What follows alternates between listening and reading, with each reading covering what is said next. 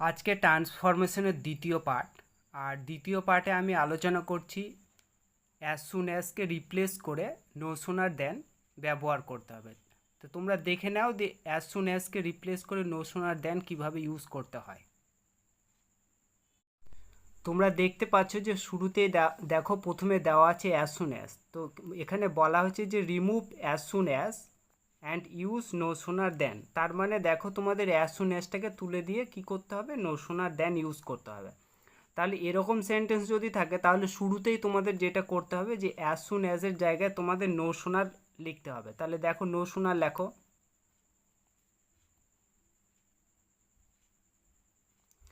No সোনারের পরে দেখো তোমাদের এখানে একটা ডিড বা হ্যাড দিতে হবে। আমি তোমাদের দুটোই বুঝিয়ে দিচ্ছি। প্রথমে লেখো নো সোনার হ্যাড,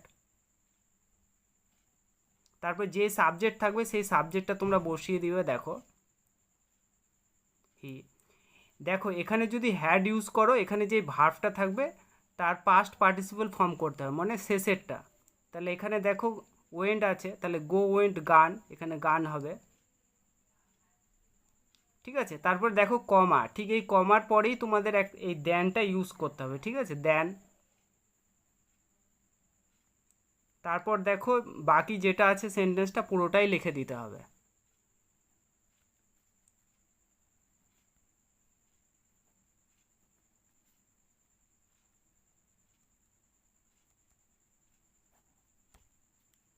হলো?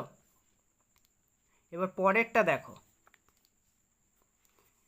দেখো পরেরটাতে কি হবে যে অ্যাজ সুন অ্যাজ এর জায়গায় ঠিক নো সুনার লেখো আবার।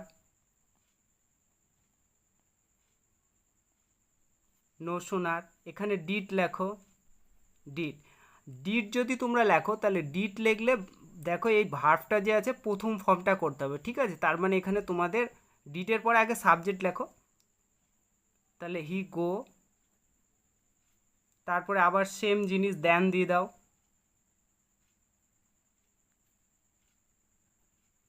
তারপর ইট,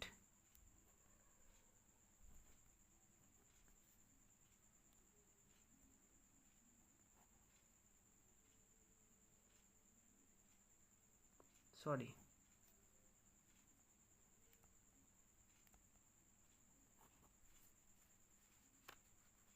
ইট স্টার্টেড রেনিং। ঠিক আছে, তাহলে কি বুঝতে পারলে দেখো তোমরা এখানে যদি তোমরা হ্যাড লেখো তাহলে ভার্বের শেষটা করবে, আর ডিড লিখলে ভার্বের প্রথমটা করবে। ঠিক আছে, আমি তোমাদের এক্সারসাইজ দিয়ে দিচ্ছি, তোমরা সলভ করে দেবে।